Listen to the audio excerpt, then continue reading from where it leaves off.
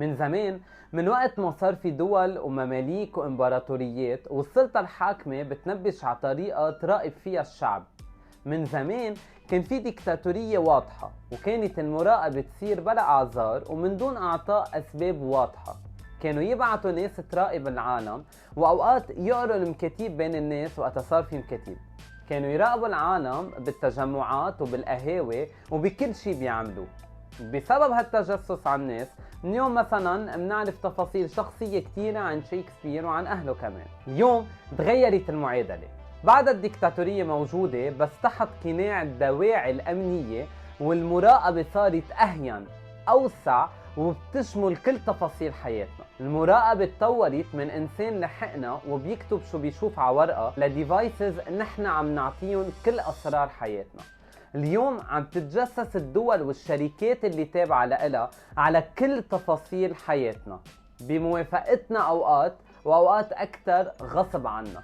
اليوم الحكومات عم تستعمل كل نفوذها لمراقبة شعبها بهدف السيطرة عليه وتغيير قراره بكتير مواضيع.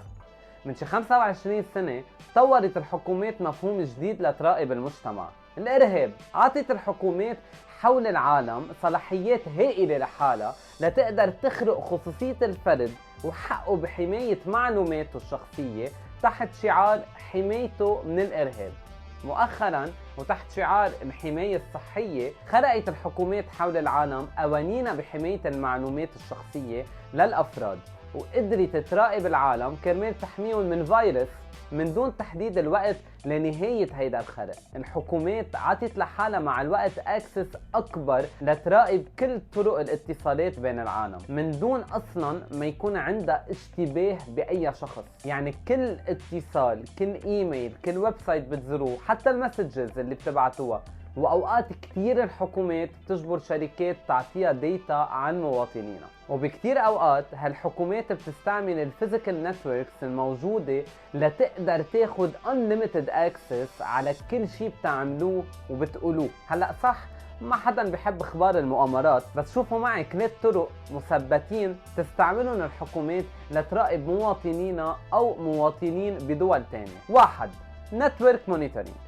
هون بيصير في موديفيكيشن للفيزيكال انفراستراكشر ليصير في المراقبة، وهون بتصير على الاتصالات العادية او على الانترنت كمان.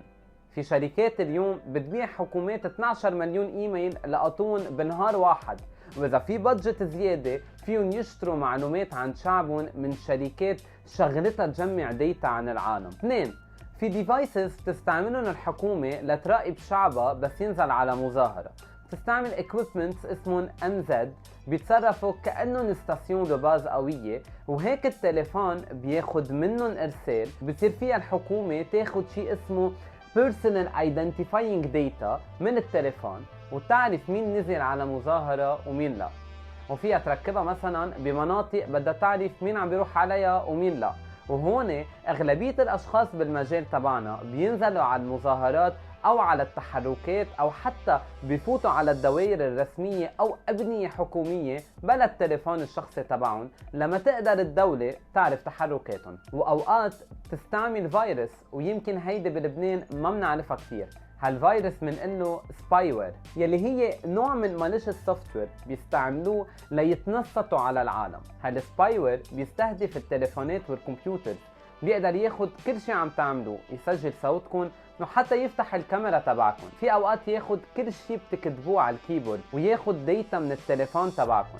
كمان اكيد بيقدر يراقب كل اتصالاتكم اللي عم تعملوها including emails وتشاتس عاملينها قبل. 3. عندنا centralized monitoring، يلي بتصير من خلال جمع ديتا عن العالم لينخلق فيها بروفايل عن كل شخص. بتصير الحكومة تعرف عنك أكثر ما أنت بتعرف عن حالك، وإذا الحكومات عم بتراقب كل تحركاتنا يعني كلنا مشتبه فينا. بس بشو؟ وخليني أكون صريح، مش بس الأجهزة الأمنية المحلية بكل بلد بتراقب الناس، في اندستري ضخمة وين بتلاقوا شركات بتبيع تكنولوجي للحكومات لتقدر تراقب العالم ريجاردلس عن حقوق الإنسان.